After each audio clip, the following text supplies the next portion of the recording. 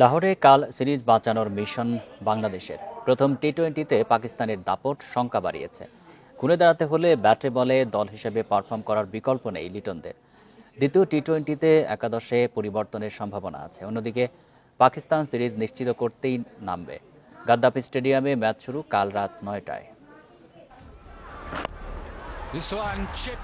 Record সেঞ্চুরির পর পারভেজ ইমনের 2 ইনিংসে 0-4। বাংলাদেশ ব্যাটারদের যে ধারাবাহিকতা নেই তার প্রমাণ। শামীম পাটোয়ারির শেষ 4 ইনিংসেই 1 অঙ্ক। তিনি কি করে টি-20 স্পেশালিস্ট? হৃদয়ের শট খেলার সীমাবদ্ধতা এখন ওপেন সিক্রেট।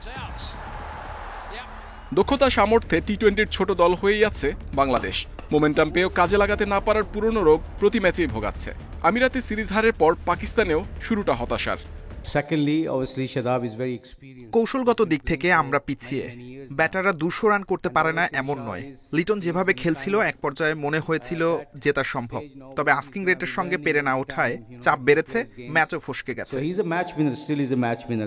প্রথম ম্যাচে 3 পেসারের কেউই 4 ওভারের কোটা পূর্ণ করেননি। পিএসএল খেলার রিশাদ প্রত্যাশা পূরণে ব্যর্থ। ভালো শুরুর পর মাহিদিও ছিলেন খরুচে। দ্বিতীয় ম্যাচে কম্বিনেশন পরিবর্তনের কথা ভাববে কি ম্যানেজমেন্ট?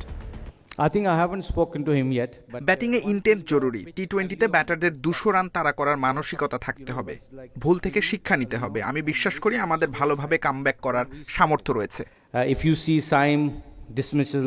টি-20তেও জোড়ায় জোড়ায় উইকেট হারানোয় বড় জুটি হয় না। সেট হয়ে ইনিংস টেনে নেওয়ার সক্ষমতা যাদের আছে তারাই পার্থক্য করতে পারছেন না।